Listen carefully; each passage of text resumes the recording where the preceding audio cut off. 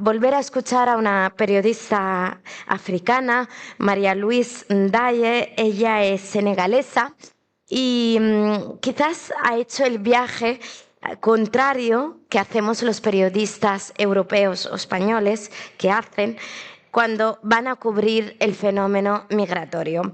Así que ella nos va a hablar de cómo se informa sobre las migraciones para una audiencia en África. De cierta forma, María Luis nos va a poder hablar de los estereotipos que están al otro lado de la orilla, que están en las mentes de las personas que se juegan la vida arriesgando su vida para cruzar el Atlántico. Adelante, María Luis. Hola. Hola. Bonjour. Trace du migrant remercie ses partenaires, la LONASE et Pape Mano, pour leur soutien dans sa mission d'information et de sensibilisation sur l'immigration irrégulière. Bonjour. C'est un plaisir pour moi d'être là, de participer encore à ces journées de réflexion organisées par Casa Africa. Comme hier, Juan a voulu nous torturer encore. Hier, c'était 15 minutes, aujourd'hui, c'est 8 minutes. Heureusement qu'on a une jolie modératrice qui ne nous menace pas comme la belle dame d'hier de nous priver de dîner. Mais bon, on va plonger à l'abattoir. Je suppose que ce sera très dur, mais bon, on le fera. Je ne sais pas si vous savez, mais les stéréotypes tuent. Et ça, je vais vous le démontrer tout à l'heure. Et de la façon la plus brutale que vous pouvez imaginer, de la façon la plus douloureuse. Pourquoi? Et de la manière la plus brutale que ces routes migratoires, je vais vous expliquer comment ces stéréotypes-là tuent. Vous savez, il y a 10 ans, j'en avais parlé hier lors de mon intervention, j'ai été en Italie, dans les camps de Rome et de Lampedusa, pour faire des reportages sur la route centrale, pour parler de ces migrants qui partent de Libye pour aller en Italie. Autour d'un café, j'ai parlé à un jeune Sénégalais de 31 ans, il avait juste 31 ans à cette époque. Il me racontait ce qu'il a vécu en Libye durant 5 ans, comment il a été torturé, comment il a été exploité, comment il a vécu la guerre libyenne. Il a entendu les bombes, il me dit, de ses petits yeux brillés et brisés, je ressentais cette douleur qu'il ressent encore.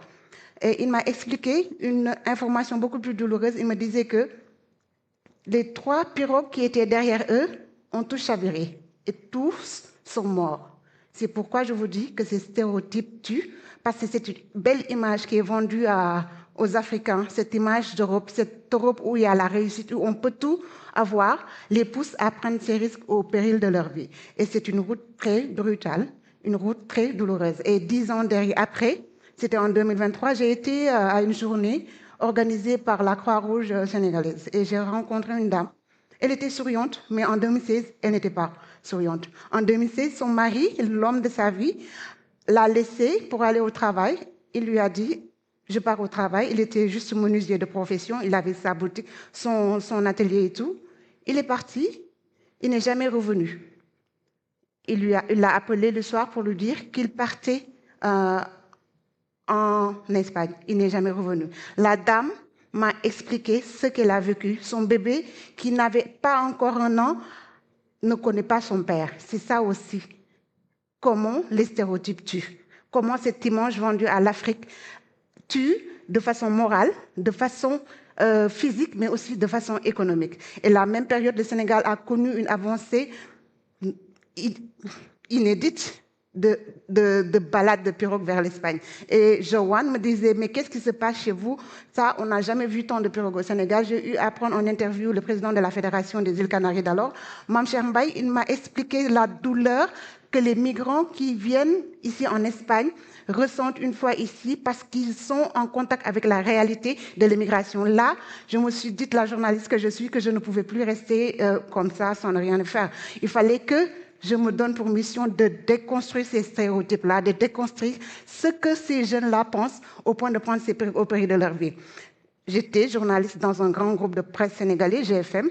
J'ai fait 13 ans là-bas, j'ai fait mon premier stage là-bas, j'ai tout appris là-bas. Je leur ai demandé une disponibilité de 2 ans. Ils ont refusé.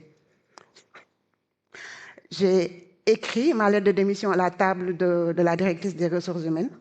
Elle était choquée, elle ne comprenait pas. J'ai dit non, moi j'ai un projet, j'ai une mission, je pars. J'étais partie, j'ai démissionné. Au moment où le directeur m'appelait pour m'offrir un pot de départ, j'étais déjà dans les îles Canaries.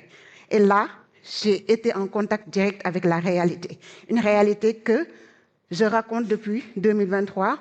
Je suis les traces des migrants, je raconte des histoires, je raconte les histoires des migrants qui sont ici pour montrer ça aux jeunes qui sont en Afrique, pour leur montrer que ce qu'ils pensent est différent de la réalité. Et c'est ce qui est. À travers des reportages, une enquête que je fais, des enquêtes que je fais en collaboration avec Welt aussi, le journal allemand Welt, je traduis ça en français pour montrer ces réalités-là aux jeunes. Une des réalités que l'on voit ici. Aujourd'hui, ces jeunes qui pensent qu'une fois ici, ils vont pouvoir travailler automatiquement, c'est faux. Aujourd'hui, tu viens en Europe, il te faut au moins 2 ans pour pouvoir au moins prétendre avoir un titre qui te permet de travailler. Pas même un titre, mais un empadronamiento. Dernièrement, avant de venir, un migrant que j'avais pris dans ma première partie de mon documentaire, il me disait « Marie, je vais faire 2 ans en Espagne et j'ai toujours pas de papier. » À lui, c'est moi qui parfois lui donnais de l'argent parce qu'il ne trouve pas de travail. Beaucoup de migrants, ils vivent la même chose, mais ceux qui sont restés en Afrique, ils ne savent pas. Aujourd'hui, ce que l'on raconte de l'Afrique fait que des femmes sont violées aux frontières. Aujourd'hui, on a Soraya qui est là, elle est au Maroc. Elle sait comment ces femmes qui sont dans les déserts sont violées pour une traversée. Comment ces femmes sont devenues des objets sexuels pour ces passeurs qui leur vendent un rêve, qui leur vendent un voyage gratuit. On voit comment ces jeunes enfants qui viennent ici en Espagne ont un choc interculturel entre la culture africaine et celle espagnole. On le voit comment certains jeunes dérapent en Espagne. Et c'est dommage de le dire, mais ça, on le montre à ces jeunes-là pour leur dire que tout n'est pas rose, il y a des difficultés qui sont là. Et je pense qu'en tant que journaliste, c'est notre mission à tous, de montrer ce qui ne va pas et de montrer ce qui fait mal. Et même ici en Europe, tu vois des jeunes qui arrivent en Espagne te disent non, je parle français, je vais partir en France. Là-bas, c'est plus dur. Moi, j'ai été à Toulouse, j'ai été dans des camps de squat, des squats de migrants. Mais comment ils vivent, c'est dans un dépotoir d'ordures. J'ai été dans un squat de Paul Sabatier, je ne sais pas si vous le connaissez, Paul Sabatier, l'université Paul Sabatier, il y a un squat qui est là-bas. Les gens vivent pire que dans un dépotoir d'ordures.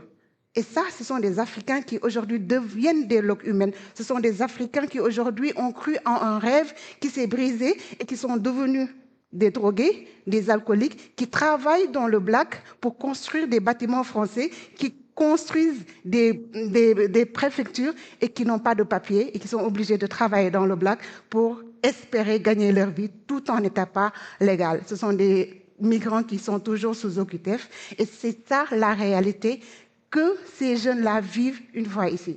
Et la journaliste que je suis, je fais ce travail, comme je l'ai dit hier, sans aucun financement de mes fonds propres. Je tourne mes reportages seule, je tourne mes documentaires seule. Et je me dis que c'est ça, c'est dur, oui, parce que personne ne veut continuer à travailler comme ça. On veut gagner quelque chose. Mais au moins, je suis en train d'impacter sur quelque chose. Je suis dans le temps ou pas? C'est bon? Je suis en train peut-être d'impacter sur quelque chose. On nous dit que les arrivées de pirogues ont baissé du côté sénégalais de 91%. C'est bien. On va continuer à parler. On va continuer à briser ce qui se dit, à montrer la réalité de l'Europe ici, à ces jeunes qui sont là-bas. Parce qu'il faut le dire, l'Afrique, on dit que c'est l'avenir. Il ne faut pas que ça se dise juste par les mots, mais par les actes, en restant en Afrique et en construisant l'Afrique. J'aurai malheureusement pas le temps de montrer, ou bien si vous me permettez la vidéo, c'est bon. Donc, merci à vous. Juan, merci de nous avoir encore torturés.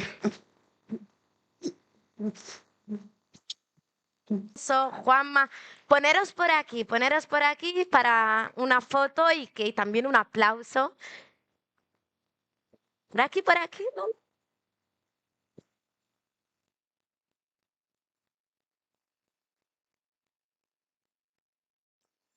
Vamos a hacer vale, mientras hacen la foto, vamos a hacer una breve pausa café y volveremos en unos 15 minutos, dicen.